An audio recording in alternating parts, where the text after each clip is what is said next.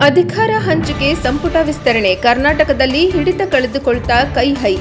ಬೆಂಗಳೂರು ಕರ್ನಾಟಕದಲ್ಲಿ ಅಧಿಕಾರಕ್ಕೆ ಬಂದು 3 ವರ್ಷಗಳು ಕಳೆದರೂ ಕಾಂಗ್ರೆಸ್ ಸರ್ಕಾರದಲ್ಲಿನ ಆಂತರಿಕ ರಾಜಕೀಯ ಅನಿಶ್ಚಿತತೆ ಮುಂದುವರೆದಿದ್ದು, ಮುಖ್ಯಮಂತ್ರಿ ಸಿದ್ದರಾಮಯ್ಯ ಮತ್ತು ಉಪಮುಖ್ಯಮಂತ್ರಿ ಡಿಕೆ ಶಿವಕುಮಾರ್ ನಡುವಿನ ನಾಯಕತ್ವದ ಪೈಪೋಟಿ ರಾಜ್ಯ ರಾಜಕಾರಣದಲ್ಲಿ ತೀವ್ರ ಚರ್ಚೆಗೆ ಕಾರಣವಾಗಿದೆ.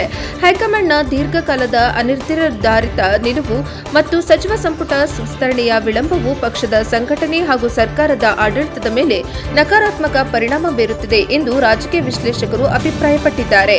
ಸರ್ಕಾರ 3 ವರ್ಷಗಳ ಅವಧಿಯನ್ನು ಯಶಸ್ವಿಯಾಗಿ ಪೂರ್ಣಗೊಳಿಸಿದ್ದರೂ ಸಿದ್ದರಾಮಯ್ಯ ಮತ್ತು ಡಿಕೆ ಶಿವಕುಮಾರ್ ನಡುವಿನ ಅಧಿಕಾರ ಹಂಚಿಕೆಯ ಒಪ್ಪಂದದ ಗೊಂದಲಕ್ಕೆ ಇನ್ನೂ ಶಾಶ್ವತ ಪರಿಹಾರ ಸಿಕ್ಕಿಲ್ಲ. ಸದಾ ಮುಂಚೂಣಿಯಲ್ಲಿರುವ ಈ ನಾಯಕತ್ವದ ಪೈಪೋಟಿ ಇಡೀ ಸರ್ಕಾರದ ಗಮನವನ್ನು ಬೇರೆಡೆಗೆ ಸೆಳೆಯುತ್ತಿದೆ. ರಾಜಕೀಯ ವಲಯದಲ್ಲಿ ಅಸ್ಥಿರತೆ ವಾತಾವರಣ ನಿರ್ಮಿಸಿದೆ. ಸಚಿವ ಸಂಪುಟ ವಿಸ್ತರಣೆ ಮತ್ತು ಪುನಾರಚನೆ ಕುರಿತು ನಿರ್ಧಾರ ತೆಗೆದುಕೊಳ್ಳುವಲ್ಲಿ ಕಾಂಗ್ರೆಸ್ ಹೈಕಮಾಂಡ್ ವಿಪರೀತ ವಿಳಂಬ ಮಾಡುತ್ತಿದೆ. ಹೈಕಮಾಂಡ್ನ ಈ ದೀರ್ಘಕಾಲದ ಮೌನ ಮತ್ತು ಅಸ್ಪಷ್ಟತೆಯ ಆಡಳಿತಾರೂಢ ಕಾಂಗ್ರೆಸ್ ಪಕ್ಷಕ್ಕೆ ಕೇವಲ ರಾಜಕೀಯ ಸವಾಲಷ್ಟೇ ಅಲ್ಲದೆ ಸರ್ಕಾರದ ಆಡಳಿತ ಯಂತ್ರದ ಮೇಲೂ ಪರಿಣಾಮ ಬೀರಲಾರಂಭಿಸಿದೆ. ನಾಯಕತ್ವ ಬದಲಾವಣೆಯ ಕುರಿತಾದ ನಿರಂತರ ವದಂತಿಗಳು ಮತ್ತು ಗೊಂದಲಗಳು ಪಕ್ಷದ ಶಾಸಕರು ಹಾಗೂ ತಳಮಟ್ಟದ ಕಾರ್ಯಕರ್ತರ ಧೈರ್ಯ ಮತ್ತು ಉತ್ಸಾಹವನ್ನು ಕುಂದಿಸುತ್ತಿವೆ. ಆಡಳಿತಾತ್ಮಕ ನಿರ್ಧಾರಗಳು ವಿಳಂಬವಾಗುತ್ತಿರುವುದರಿಂದ ಸರ್ಕಾರದ ಪ್ರಮುಖ ಯೋಜನೆಗಳ ಅನುಷ್ಠಾನದ ವೇಗ ಕಡಿಮೆಯಾಗುತ್ತಿದೆ ಎಂದು ತಜ್ಞರು ಕಳವಳ ವ್ಯಕ್ತಪಡಿಸಿದ್ದಾರೆ.